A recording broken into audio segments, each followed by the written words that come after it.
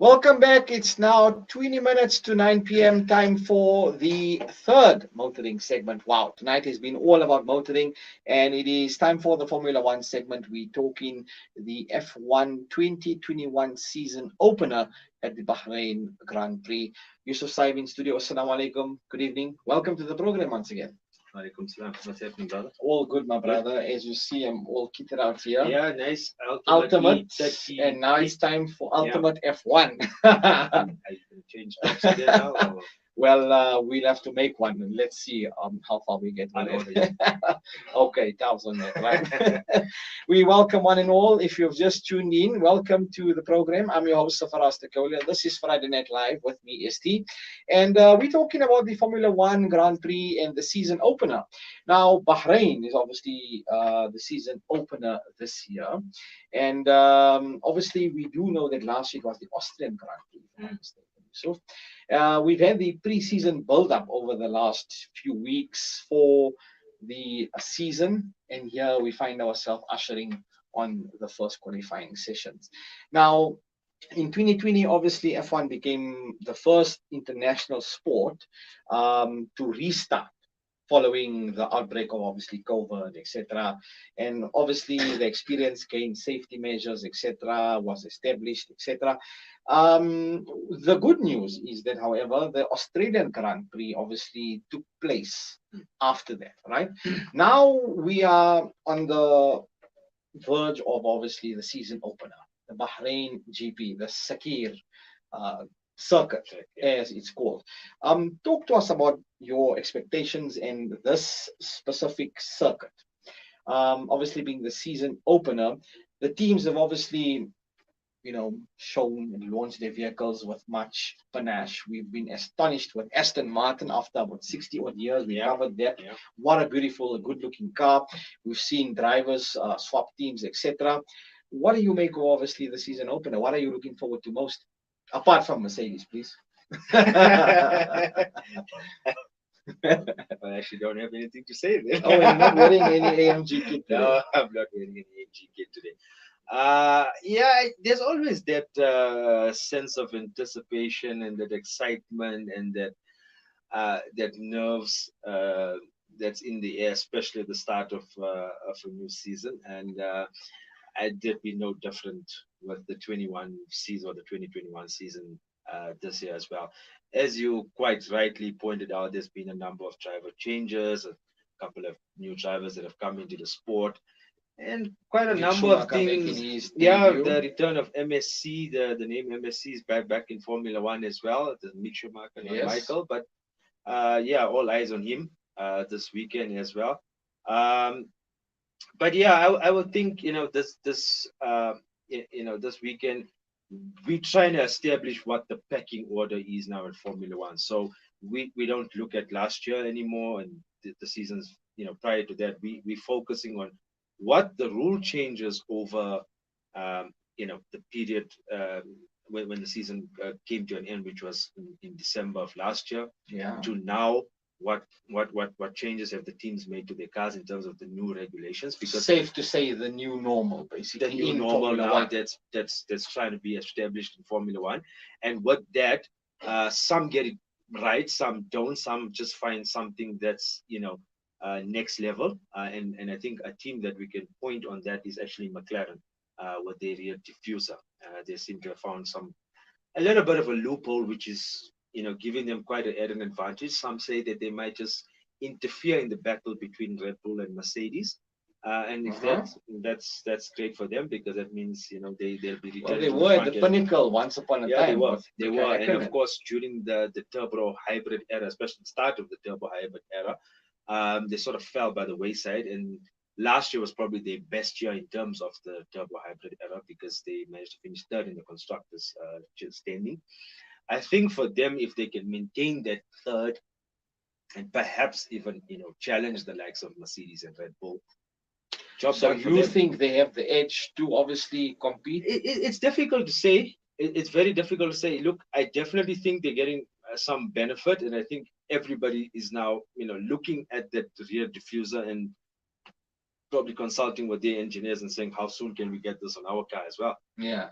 How long is it going to take? And it's not a very simple process of just saying, well, let's take our diffuser and just look at images of theirs and So put when it that on comes to your car. innovation and engineering of the vehicle, Yeah. who do you think this season stands out the most for you thus far from the pre-season Well, launches that we've covered? yeah, I think thus far you got to give it to Red Bull. Their car just looks so complete and it looks so well balanced. When preseason got underway, preseason testing that got underway, straight away out of the blocks, they were able to run through their programs. They were able to put lap times down. They were able to get through what they needed to without too much difficulty, and that's very rare, especially when you take a car straight away, unwrap it, and first time you're on the track with it, you're learning the characteristics of the car, and I said it differs from car to car, season to season. So the first time you actually launch a car, you yourself are learning the characteristics of this car and the dynamics of the car, and basically how you can find the sweet spot of the car in order to extract the maximum performance that you can from the car. And Red Bull seemed, from all 10 of the constructors teams out there, as the team that were able to hit the head, hit it right on the head, and that's Now, dangerous. in comparison to For obviously last season, Yeah. we've seen Ferrari slack, Mercedes had the upper hand with pace. You think this year is going to be a bit more tight in terms of obviously Mercedes, Ferrari, Red Bull, Yeah, so and there's a McLaren? couple of different philosophies that the teams have taken. We know Mercedes have generally run for a low rake philosophy, and that just basically means uh, the back end of the car is more towards the surface Okay, in now just for comparison. the viewers who don't understand what we're talking about, we're not talking about gardening rate. You can use this book here, Yeah. just Yeah, to, well, or use your mobile, Yeah, just to give an if I had a model analogy. car, we Yeah. would have done it. But unfortunately, I'm using the provisions of the So year Lalo, after make to some do notes there. We want the Formula One model car next on our next show. it. Uh, Yeah. so naturally You there's can a hold right it closer height. towards the camera. Yeah, so naturally there's obviously a right height that these cars obviously have to be a certain distance off the ground. One is Yes. for safety reasons, and there's generally a plank that runs, basically you can call it the spine of the floor, where the plank runs. So if we now trying to give an illustration of what the rake or the rake philosophy is, it's just basically, so if I can say this is the rear of the car, Yeah. okay, Where your wing is. yeah, Right? this is the rear. So here's your rear wing, here's Yeah. your rear suspension, and your rear tires, and this is the front end of the car.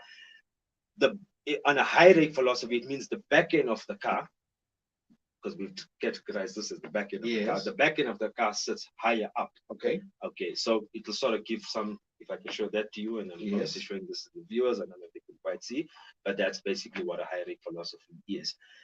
When we talk about a low rake philosophy, we mean the back end of the car is just lower. Now, fractionally lower. typically, which teams would be using a higher rake and a lower rake, and for So, what purpose? okay, so firstly, Red Bull is one team that runs a high rake philosophy, and Mercedes is a team that runs a low rake So philosophy. they've run through this last season and previous Yeah, season. that was the philosophies that they ran, and it worked for a team like Mercedes given the regulations that were in play at that time. But Ah, now, and if again I can just give you the illustration now, we're just giving this as if this is the aerial view of the car. If this is the aerial view of the car, so we'll call this our back wing, and we'll call this the floor. So the outer side of the book now is termed the floor. And in terms of last year, you could say this was basically what your floor looked like. But in terms of this year, they've now had to trim a little bit of the floor. So it's now, you can effectively say that portion, when my hand is it's been wedged off. is being wedged off on either side. So Right. the floor has now been shortened. And that naturally is going to start removing some downforce, because these More floors, aerodynamics. yeah, these floors are generating downforce that's going towards the rear of the car. And when you shorten that, naturally, you're removing some of the downforce of the car. How much of an impact does this have on the driver himself? I mean, in terms of G forces, etc. Does this play much of a role or not entirely? So what engineers tend to do is when they curbed, and this FIA and Formula One get together and say, well, let's try and slow these cars down a bit by removing the downforce. The engineers will say, well, okay, we'll just try and find how we can find it in other areas. And so what generally happens is, as much as they try to slow the cars down, it eventually just ends up getting faster. And that's So what I they wouldn't ultimately would be, want. yeah, I wouldn't be surprised if you start seeing a Red Bull or Mercedes lapping or doing much quicker lap times than what they did last year, which would then prove that they found some back, they found that time again. Okay. So Well, it's interesting to see, and obviously the new regulations, and obviously that the FIA has put into place what obviously this high rake, low rake, as you've mentioned, and obviously the dynamic that is now going to play out. Obviously, I mean the season opener, obviously Bahrain, we know it's a night racing circuit. I yeah, look forward to it. I enjoy it. It's just something about the light, that just it's well lit. makes it, yeah, it just makes it so It's much well lit. more, not that there's anything wrong with daytime, but it's just so different, right? Well, So much more appetizing. I think the night, and I think one thing that you'll get, what a night race that you won't necessarily see during the day, is the sparks that come off that plank. So as I mentioned to you, the spark over the plank that runs effectively down Mm. this, and or you can call it the spine of the car. Uh, Depending on the surfaces, that plank will naturally hit against the surface and start just creating sparks. And at night, you generally see that a lot more than you would see during the day. And another thing is the glow of the brakes. Yes, I was about to touch Yeah, on that. yeah. So at That night, burnt orange, you really see that Yeah. the disc really glowing, and you can see, the amount of forces that are. Well, you can't really see the forces, but you can see that there's a lot of energy being put through It's been a those very brakes. busy start to the year for Formula One, wouldn't Yeah. you agree? I mean, as opposed to last year, obviously with the COVID and lockdown and things like that. Obviously, I know, obviously, the president, CEO of Formula One, obviously, he's been uh, pleased to confirm, obviously, the number of obviously races that have been planned. Saudi Arabia is the new edition. I think with this high rake, low rake, it's going to be quite interesting to see how it plays out on the Saudi street, on the Jeddah, rather, on the Jeddah Yeah. street circuit. I think it will be actually interesting to see how it plays out on all these tracks, because whichever philosophy a team adopts, and as I said, because of the change in regulations from last year to this year, it's very minimal, but it's quite effective. Um, the teams are not generally changing their philosophy. So whatever philosophy you've got, whether it's high or low, you got to find a way to get the sweet spot of What's that your car philosophy? at every racetrack that you go. Um, my philosophy would be, Because this guy with his big head, you know, always. you know, um, I think at the moment the high rake looks quite good. I Yeah. think given the way the regulations are, it just somewhat suits the high rake philosophy cars, and that's kudos to Red Bull, because they've used it and they understand it a lot better. Now, Uh, on this point, where would the likes of like Haas and other teams, Aston Martin making their debut season now, yeah. do you think they're obviously going to be using a bit of a high rake as well? So what Aston Martin. So if we go back to the origin now of the Aston Martin or the AMR Mhm. team, they evolved from Racing Point, and if we go back to Racing Point last year, they Yeah. copied. Well, effectively, you can say they copied the Mercedes car of 2019, and hence it was branded as the pink Mercedes. Um, and they opted for a low rake philosophy as well. Um, and they also seem to be struggling and not quite hitting the sweet spot of the car. So as I come back to what I'm saying, it does seem that the low rake philosophy cars tend to struggle a little bit more now than the high rake. You asked about Haas. I had a look at their times in FP1, free practice one, and both Mick Schumacher and Nikita Mazepin, they finished last on the times. That's down to the fact that Haas have come out and said they're not really committing too much into this year's cars, and they want to push their focus more towards next year's cars. So in many ways, they're writing off this Safe to season. say, possibly, that COVID affected many budgets for the teams and finances. Yeah, it would have hit their budgets hard, and hence the reason they As got opposed to the a bigger changed teams. driver lineup as well. Because if you look at Nikita Mazepin, he comes with the sponsor Ural Kali, and that's the main title sponsor now in the Haas car.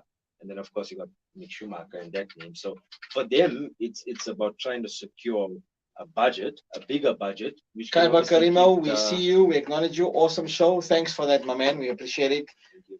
We're glad. Yeah. Yeah. So yeah, it is disappointing to see them last. Uh, I also think that what make and that car looked quite difficult just from the onboard visuals that you could see. And obviously, I'm not in the car myself. I wish I could be, but I would love to know, just how difficult it is um, to actually drive the car. But it did look visually quite a difficult and handful for both Well, me from your and hand for gestures, it's already like you're driving it. I can yeah, already. I'm trying to find the clutch pedal and I'm trying to switch, I'm Yeah. pressing my accelerator at the bottom. So yeah, High raking. I'm high raking. I got it all going on. My aerodynamics Uh, are working in order, so that's good. as long But as your wind tunnel is blowing, it's fine. there's a bit of downtime with my wind Okay. tunnel at the moment. Oh, So okay. yeah, I'm the Mercedes. Yeah, it's fine. No, awesome. Now, as we look at the add-ons, obviously Saudi Arabia to the Grand Prix calendar for the year. The 2021 race, obviously the first in a long-term partnership with F1 and the Saudi Automobile Motorcycle Federation. Mm. This is going to take place, alongside the banks of the Red Sea. I mean, Yes, this is a that's right. fantastic looking track. Street track, yeah. Yeah, it's one of the street tracks, and I think it's also going to be driven at night. That's right. So Bahrain, and now for the viewers who got a bit confused with the Sakir, because last year they mentioned Sakir. So it's the Bahrain GP by the Sakir circuit, correct? That's right. Okay. But Just for last year, for travel restrictions purposes, we had effectively two Grand Prix on the same track. But as I mentioned to you, what's with the Sakir layout, it's a Herman Tilke design circuit. So he's the chief architect of Formula One, and he's instrumental in designing very technical and challenging circuits for racing drivers, which is ultimately what you want to see. Of course. And with that, he creates a lot of different layouts. So the organizers are they have a great choice in deciding, putting a different chicane in, add a curb in here, and you can change the circuit layout very, very quickly. So with the travel restrictions in place, we've had the Bahrain Grand Prix and we had the Sakir Grand Prix. But if you noted, and I'm sure the people that were watching that particular Grand Prix, it was at the same track. But what they did was, instead of using it in the same way they used Bahrain, they used the outer loop of that particular track and sort of just changed the second and the last sector. But the first sector was virtually, in fact, the first sector was exactly the same as Bahrain. So that's the choices now that they have, and that's the way the modern circuits are designed now, where you can sort of change that layout should the need arise, which wasn't something that was available and possible with all the circuits. And I give you an example of this, and I'm talking about Indianapolis. Yeah, the US Grand Prix. It used to be a US Grand Prix at Indianapolis. Unfortunately, that went pear-shaped given what happened in the last Grand Prix, which I think was in 2007. There was a problem with tires and with the Michelin and Bridgestone. But in any event, what the drivers wanted on race day was to change the last sector because it's a banked, and if you look at most of the United States tracks, they're sort of banked, and that's more for NASCAR racing. So yes, it's not for Formula One, so it's banked. So the same thing with Indianapolis, just banked coming up into the start finish stretch. And what the drivers wanted in the press conference that they had that morning was to change. Talking about this, on this point, it reminds me about the Kyalami Grand Prix circuit, where they had that. I've actually been around. Yes, no, me too. And they have that miners' revenge corner or something, or chicane. And this alludes to something to that, where the drivers also wanted it to change. Yeah. And the reason the drivers wanted that change was more from a safety perspective, because for some reason the Michelin tires back then were just failing, and to prevent a catastrophe from happening, the drivers felt if we put a chicane in there, we can slow the cars up. But now hang on, I'm Pirelli and you Michelin. Now my tires are working fine, yours aren't. Well, 100%. That exactly was the argument. That was the argument. What do we do now? 100%. We've now got to reinvent the track because of your wheel. 100%. I mean, come on. That exactly was what the argument was, which the Bridgestone contenders felt, this is not fair to us. You should have brought the appropriate tire for the occasion. Yeah. And so then the solution became to the Michelin contenders, well, if that's the case, well, we're not competing. And all the Michelin contenders virtually did a formation lap and then they went straight into pits and they called it a day. We only had 6 cars running that day that would go down in history, and that's actually the reason why we lost the Indianapolis Grand Prix, because obviously national fans were, you know, angry might not be the right word to use, but they were quite cheesed off. But I And mean, what no, this happened? only benefits one tire maker. I mean, it doesn't benefit the other. I mean, Yeah, well, that was FIA is history. obviously, Yeah, yeah. that was history. That was a history when we still Tough had the likes decisions there of were the two-side directors tire have had to make. suppliers. Yeah. Now it's different. We only have one sole tire supplier, which is Pirelli, and Pirelli does its best to strengthen their compounds and their tires to make sure that the lateral loads that are being pushed through these tires, it can withstand that forces and the loads that go through it. Because if you remember last year, there were a lot of tire failures, especially at the Silverstone Grand Prix. So Now, in conclusion, obviously, the Bahrain is going to be the opener, the season opener. you can ask me who's going to be in. Obviously, Australia will move later in the calendar. Yeah. Imola as well. Imola returns. Your lineups? Yeah, I knew that's coming. Mhm. I don't know. For me, I'm gonna give it based on what I see, and at the moment, what I see is Red Bull being exceptionally quick, sharp, to the point. I'm buying you a Red Bull. I'm buying everyone a Red Bull now because Saib has said Red Bull Yeah. over Mercedes. Yeah. Okay. I didn't want to say that. In fact, one of my friends phoned me this evening and Yeah. says, "What's happening with Formula at the moment?" And I say to him, "Look, Mercedes don't appear to be strong. So you know what that means for me? I'm no more watching Formula One." But that was all. Well, But what that means is you're still going to be coming. yeah, I into still have to studio, do my obviously. job, so I still have to watch Formula One. But yeah, you know what? You gotta give credit where credit is due. Yeah, of As much course. as I am a Mercedes fan, and I'd love to see them, run away with title after title and win championship after championship. You got to give credit to Red Bull, and I think they've done a tremendous job. Are we counting our chickens before they hatch? Maybe, because we're just in practice sessions at this point. We're not in the crux of the critical season. point of a race weekend, which is qualifying tomorrow and the race on Sunday. So, but as I said, if I gauge on what I've seen thus far, I'm going to say, it's probably Max or Sergio Perez that's probably taking pole position, and I can't tell you if Mercedes is even second at this stage. Well, It's that let's difficult, just we'll have to wait and see whose pipe burns white. But anyway, if it's not white, it's not right. That's where we leave it. Yusuf Saib, It's Jazakallah always for your pleasure, time. man. It's always a As pleasure. always, man. That's a wrap of the F1 segment tonight. And inshallah, until next week, same time, same place. Have yourselves an awesome weekend and a long week ahead. Take care. Assalamu alaikum wa rahmatullahi wa barakatuh.